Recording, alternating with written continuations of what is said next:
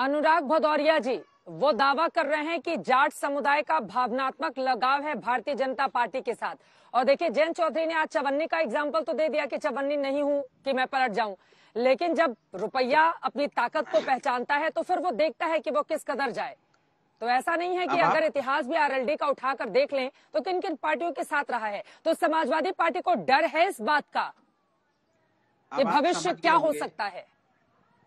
अब आप समझ गए होंगे कि जाटों की आवाज क्या है। जब उन्होंने बता दिया तो समझो जाट यही चाहता है। और कह रहे हैं पश्चिमी उत्तर प्रदेश में क्या बदलाव है। भारतीय जनता पार्टी प्रवक्ता यही कह रहे थे ना। आज देखिए कितनी अच्छी अच्छी बातें कर रहे हैं किसानों के बारे में, जाटों के बारे में, क्या बढ़िया फूल बरसा रहे हैं। चित्रा जी, आपको याद होगा आपकी डिबेट में यही क्या बोलते थे इन्हीं किसानों को, चोर हैं, मवाली हैं, डकैत हैं, खालिस्तानी हैं, पाकिस्तानी हैं, इनके कपड़े से पहचाने जाते हैं, इनके रास्ते में कील कांटे बिछाओ, ये तो राजनीतिक है, ये आंदोलन नहीं है। तो किसानी मानने को नहीं तैयार थे, सोचो उनको। फिर बाद में क्या किया इन्होंने, लाठियां बरसाई। उनके ऊपर आज भी मुकदमे हैं, जो मुकदमे इन्होंने वापस नहीं किए। इसके मतलब इनको हार का डर इस कदर सताने लगा है कि रात में उठ के बैठने लगे हैं। जब आदमी हारने लगता है ना, इसी तरह से झुक जाता है और झुक के इसी तरह की अच्छी अच्छी बातें करने लगता है। तो आप समझ जाओ इनकी हार तय है। और यही बदलाव आपको पश्चिमी उत्तर प्रदेश में देखने को मिला है, जिसकी बात कर रहे थे, जिस स्वाभिमान की बात कर रहे थे, यही जाट स्वाभिमानी होता है जो 10 मार्च को वोट की चोट देख इनको बताएगा कि आखिर स्वाभिमान क्या होता है। लेकिन बीजेपी जयंत चौधरी को बुला रही है, इससे तो समाजवादी पार्टी डरी होगी ना। आप मुझे बोले डर है कि नहीं है आपके अंदर? अरे आपके सामने बोल रहा, अरे डर तो होगा ना इस बात का। अरे मैं बोल तो रहा हूँ आपसे, अरे आपसे बोल रहा हूँ तो आप परेशान हो रही हैं। आप क्यों परेशान है? बीजेपी के प्रवक्ता को बोलने दीजिएगा, मैं बोलूँ अपनी बात। इन्होंने बोला स्वाभिमान की बात है, वो स्वाभिमानी हैं, स्वाभिमानी है, तभी तो आपको 10 मार्च को आप इस बात का जवाब देगा।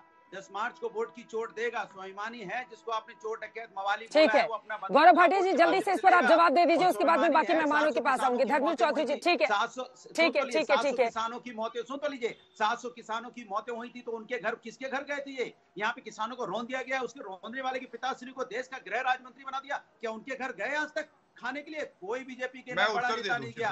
ठीक है गौरव भाटिया जी, इस पर जल्दी से आप जवाब दे दीजिए, उसके बाद मैं आरएलडी के नेता के पास जाऊंगी।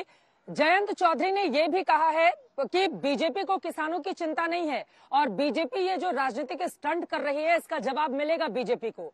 तो आप जिसको अच्छा नेता बता रहे हैं, आप जिसको मनाने की कोशिश कर रहे हैं, वो बीजेपी के बारे में ऐसी राय रख रहा है। गौरव भाटिया जी, चित्रा जी, आप अपने कार्यक्रम में देखिए, जो जिसकी सोच है सामने आ गई।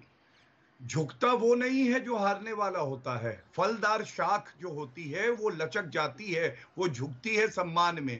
लेकिन जो अकड़े अकड़े रहते हैं ना, सफाई महोत्सव में ऋतिक रोशन का डांस देखते हैं जब मुजफ्फरनगर दंगे के बाद 65,000 लोग सर्दी की रात में, मतलब किसानों पे बात नहीं करो। चित्रा जी शांत, ये गलत होगी, उनके बारे में नहीं। फिर देखिए मैं तोता होता बुलाऊंगा, अच्छा नहीं लगेगा इनको। ये बीच में क्यों बोलते हैं? ठीक है, अपने अपने टर्न में आपकी जब बारी थी अनुराग, आपने अपनी बात बोल ली, जल्दी से उनकी बात हो जाए, उसके बाद आरएलडी के नेता भी इंतजार कर रहे हैं। प्लीज अनुराग भदौरिया जी, प्लीज एक बार उनकी बात हो जाए। मैं पूछ रही हूँ प्लीज। हाँ या ना में जवाब पूछ लीजिए। किसानों की जिनकी मौत हुई, उनके परिवार को आर्थिक मदद क्या करेंगे? पूछिए इनसे क्या करेंगे। अनुराग भदौरिया प्लीज आप मत बताइए क्या सवाल मुझे पूछना है।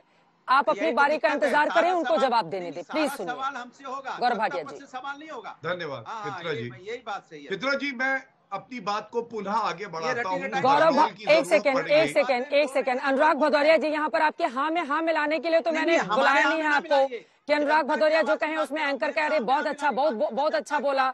ये क्या आप यहाँ पर जवाब देने के लिए आए हैं ना? समाजवादी पार्टी की भी 3-4 बार यहाँ पर। एक सेकंड अनुराग भदौरिया प्लीज, ये आदत छोड़ दीजिए। अनुराग भदौरिया, डिबेट को खराब करने की आदत छोड़ दीजिए।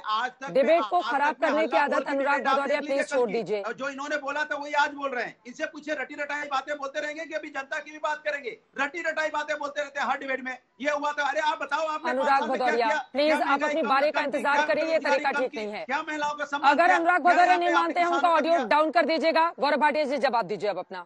धन्यवाद। ठीक है चित्रा जी, अनुराग की आवाज डाउन कीजिए। गौरव भाटिया जी जवाब दीजिए आप। हमारा तीर निशाने पे ही लगा है, बरनौल की जरूरत पड़ी है और सपा के प्रवक्ता बौखला गए। मैं क्या कह रहा था? मैं ये कह रहा था कि जब 65,000 हमारे भाई बहन जाट समुदाय के भी, बाकी वर्ग के ठंडी रात में टेंट के नीचे थे तो अखिलेश यादव ऋतिक रोशन का डांस देख रहे थे। और ये देखिए मेरे हाथ में एक खबर है, मौलाना नजीर जो आरोपी थे मुजफ्फरनगर दंगों के, उनको चार्टर्ड प्लेन भेजा गया और बुलाया मुख्यमंत्री अखिलेश यादव ने कालिदास मार्ग पे अपने जो सरकारी बंगला है। और मैं इतना ही कहूंगा, ये इनका मैनिफेस्टो है चित्रा जी, समाजवादी पार्टी का। इन्होंने कहा एमएसपी 1.5 गुना करेंगे, नहीं किया, हमने किया। इन्होंने कहा कर्जा माफ करेंगे, इन्होंने नहीं किया। 36,000 करोड़ रुपए जिससे 86 लाख किसान लाभान्वित हुए उत्तर प्रदेश में, हमने किया। ये मैं इसलिए बता रहा हूं कि आंकड़े सत्य बोलते हैं। और आप इनसे पूछ लीजिएगा कितने का कर्जा माफ किया, आपके चैनल पे बता दे। ये भी बता दे आजम खान के खिलाफ जो मुकदमे चल रहे हैं वो किसानों की जमीन हड़पने के लिए चल रहे हैं कि नहीं। तो आज जयंत चौधरी जी से भी पूछा जाना चाहिए, जो किसानों की जमीन हड़प ले उसके साथ वो क्यों खड़े हुए हैं।